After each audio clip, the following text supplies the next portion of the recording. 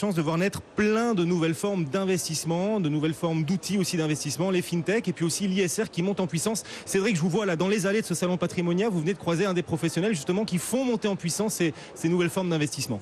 Eh bien oui, effectivement, on s'est installé chez Novaxia et c'est Joachim Agent qui nous accueille. Bonjour Joachim. Bonjour Cédric. On va effectivement, là, Guillaume était en train de parler d'innovation, de fintech, etc.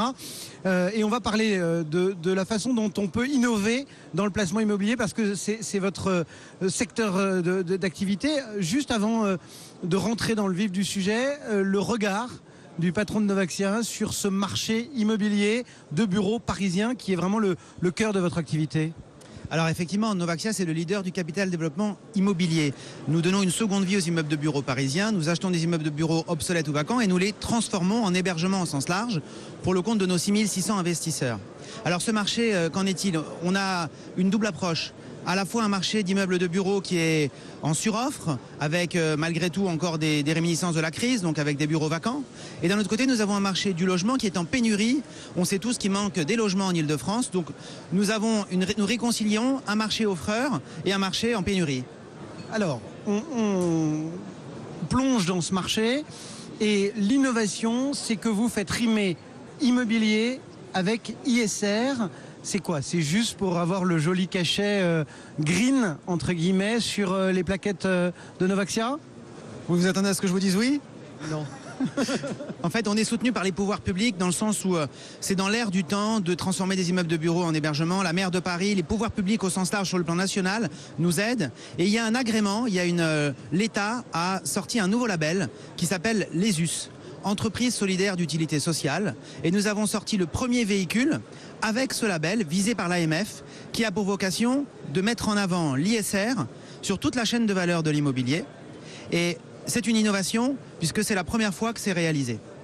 Il va falloir quand même nous expliquer, peut-être nous donner même des exemples parce que tout à chacun ne voit pas très bien peut-être comment on fait rimer ISR et immobilier. Comment est-ce qu'on devient socialement responsable en transformant des bureaux en logements? Alors, intrinsèquement, c'est une activité qui est socialement responsable ou d'utilité sociétale. Concrètement, les investisseurs sont à la recherche de sens et on a choisi de leur donner une grille de lecture claire et on a mandaté le cabinet Ernst & Young qui a référencé 12 critères très objectifs.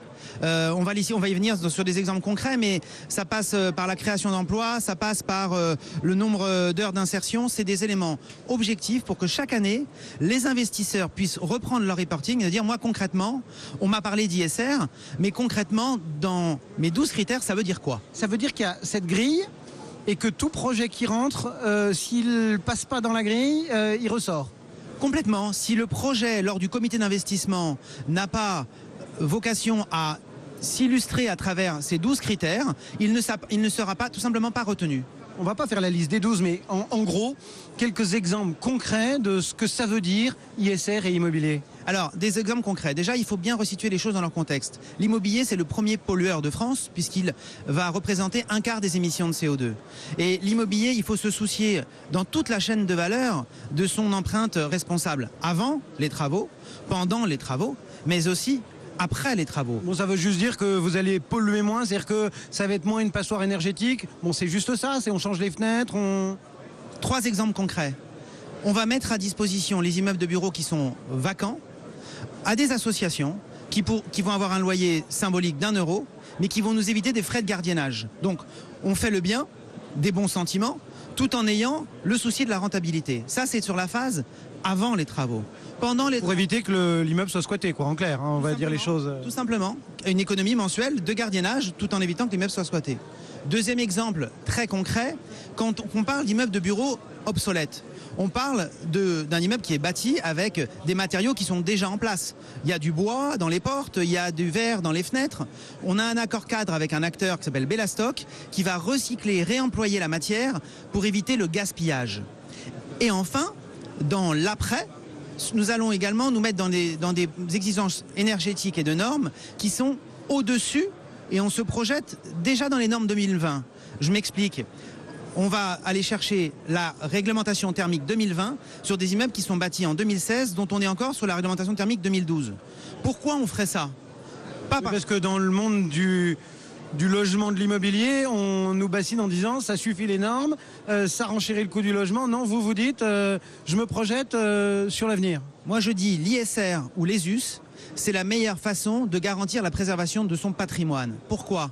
Aujourd'hui on est en 2016. Quand on se reverra en 2022 et qu'on aura déjà choisi la norme d'après, l'immeuble de bureau qu'on aura réhabilité sera moins obsolète que ses petits concurrents et il aura donc une valorisation qui va se retrouver. Ça fait des coûts supplémentaires et j'ai envie de vous dire ça va impacter la performance. Non, or votre client final, l'épargnant, lui, il veut de la performance. Est-ce que cet engagement ISR, il vient gréver la perf? Alors, l'ISR, de mon point de vue, ne doit pas être un benchmark qui fait qu'on va aller chercher la performance dans un panier de fonds médiocres parce qu'ils auront eu le label ISR. On doit d'abord avant tout regarder la performance. La promesse à l'investisseur que nous lui faisons, c'est une rentabilité de 6 à 8% annuelle et dans une démarche qui fait du sens, qui n'est plus à isoler d'une démarche globale. Elle est au cœur de la démarche et elle doit délivrer de la performance. Exemple concret, me direz-vous, notre fonds Novaxia Immo Club 1, il a réalisé en 2015 une performance de 11,64% net investisseur. Vous voyez bien que ça ne se fait pas au détriment de la rentabilité et les exemples que je vous ai cités n'influent pas négativement sur les coûts de la structure. Bien au contraire, on arrive à concilier les deux et c'est tout le pari qui est fait, que les institutionnels font depuis des années, mais que les particuliers, nous sommes à Patrimonia aujourd'hui, l'enjeu c'est que les conseillers en gestion de patrimoine et toute la filière, je vais dire, de cette distribution d'épargne s'approprient l'ISR et il y a une vraie attente des investisseurs. Eh bien voilà, on peut innover dans ce monde de l'immobilier aussi avec une touche d'ISR, Guillaume. Joachim Agent, donc merci beaucoup Joachim de nous avoir accueillis sur le stand de Novaxia. Et on poursuit cette demi-heure spéciale innovation d'Intégral Placement.